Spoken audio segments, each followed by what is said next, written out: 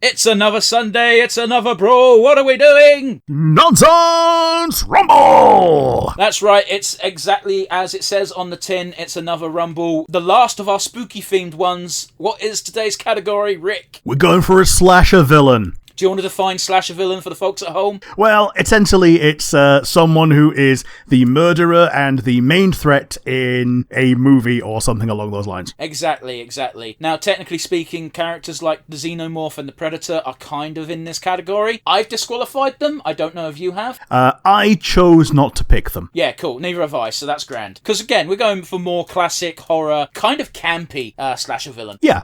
It can be as campy as you like or as horrifying as you like. Ideally, both. Yes, exactly.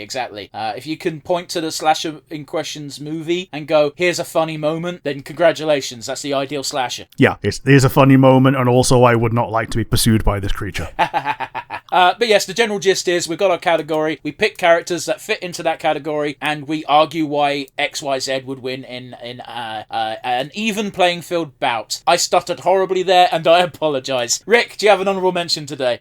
My honourable mention is Chucky, because as violent as he is, you can punt him. Yeah. I think Chucky's only benefit is, like, he's possessed by the soul of a serial killer, and it's kind of it's kind of implied that soul can jump between dolls. Yeah, like, he can jump between dolls, he can come back. It's going to be difficult to put him down forever. However, the dolls are still dolls. You can still punt a doll. As creative as the serial killer might be in getting into people's houses and doing murder, as soon as you're aware that Chucky doll is Chucky, yeah, you can get rid of it. Yeah, also voiced by Grima Wormtongue. Yeah. But yes, that's my honourable mention. Do you have one for me today? My honourable mention goes to one Freddy Krueger, because without his home field advantage, which he won't have in this bout, he's not actually that impressive. Yeah, the home field advantage is essentially the realm of dreams in which he holds dominion. Yeah, don't get me wrong, still a very realistic threat, but he loses a lot of his... He can't transform when he's not in a dream. He can't just magically fucking poof in a puff of smoke and appear on the other end of the fucking universe. So, he's very much limited within an even playing field. Yeah, he's just burnt-faced man with evil knife hands in outside of the dream world. And he can do a cool luchador flip, officially confirmed, because he was fucking... he had a fucking... the stuntman for Jason versus Freddy was Rey Mysterio Sr. Yeah. Silly. I like it. He does a fucking moonsault. It's great. Oh boy, yeah. But yeah, he's like one of the most iconic slasher villains of all time. Yeah, I'm pretty happy that he showed up today. Yeah, absolutely. The only downside from Freddy vs. Jason is the fact that it came about 20 years too late. Yeah, much like Alien vs. Predator. Yeah. That one may be more 10 years too late, but still, yeah. Yeah, but fucking 80s, man, was the original Alien and Predators. But anyway, I digress. Let's get to the actual meat of our bout. Rick, who are you picking for slasher villain? My number one slasher villain that I've picked is not from a movie, it's from a game, it's Pyramid Head. Interesting. Yes, I suppose he is. He does fulfill the brief of slasher villain. Yeah, he's an implacable foe. If he catches you, you are dead. He probably instills more dread in the game that he's in than the Xenomorph does in the Xenomorph in the Alien Survivor game. Oh, you're wrong. Oh, in the game. Okay, yeah, in the game. Oh, in the game. Yeah, certainly, because that game's crap. Yeah.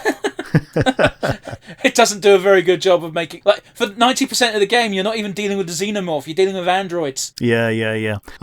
So, yeah, that's why I would not even consider picking a Xenomorph, in that this guy, like, you can hide in a cupboard and hope that he doesn't get you, and generally the only reason that he doesn't is that he kills someone else, you get to watch it.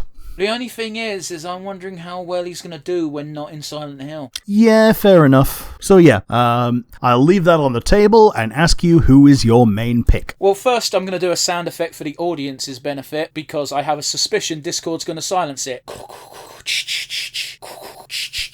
So for those of you who don't recognise that, it's of course Jason Voorhees. Yeah. Yeah, it got silenced on Discord, so I'm going to fill in the blanks mentally. Yeah. So I had a because it's basically just air noises to make that iconic beat. So I had a suspicion Discord would silence it. But that's just for the audience at home. Jason Voorhees is fucking badass. He is confirmed undead demon. He will come back. Yeah. And again, another reason why I've put him in here is over Freddy Krueger is he won against Freddy Krueger. Yeah, fair enough. We get the bit of an iffy ending shot of he's carrying Freddy Krueger's skull or head, and Freddy then winks at the camera as if I'm not really dead, but that's pretty dead. Yeah. I've looked it up, and yeah, Pyramid Head, powerful enough to ragdoll and rip the skin off people. He carries the knife, 7-foot blade. Yeah, so this is. I'm really glad you said Pyramid Head, because this is actually a legitimate question. I think Pyramid Head has been killed. Yes. Jason Voorhees has also been killed, but he lived. Yeah. Jason can possess people as well, can't he? No. Can he not? No, that was one character having a psychotic break. Okay. Yeah, he wasn't actually possessed. So a character having a psychotic break and thinking that they were Jason. Yeah, okay. and still doing a pretty good job adding to Jason's kill count on his behalf. Yeah. Pyramid Head is one of these abstract concepts that is as strong as it needs to be. So, yeah, without the home field advantage of Silent Hill, I think he would just rely on the physical strength of a person that can lift that frickin' sword with no problem, and also carry a big old, as you say, Pyramid Head without any apparent downsides. So that's the amount of strength that he has. Jason can crush skulls with his bare hands. Jason is strong, is the way I'm going to word it. Again, we're taking Jason after he's gone to hell and came back, because obviously if we take Jason from movie number 2, he's very much just a man at that point, and Pyramid Head would kick the shit out of him. No questions asked. Yeah. But he hasn't even got his hockey mask in that film. That's how lame Jason 2 is. He's got a fucking pillowcase. Pillowcase.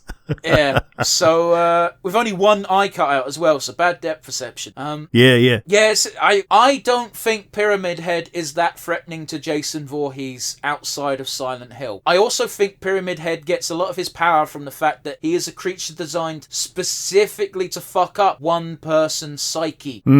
So I don't think he's going to be all that effective against Jason. Jason can tank hits. Jason can come back from the dead. About the only thing that Pyramid Head has going for him is he's got a reach advantage with his fucking 4.5 foot long sword, whereas Jason's got, I'm going to limit Jason to a machete. Yeah, a machete. Parry this, you filthy casual.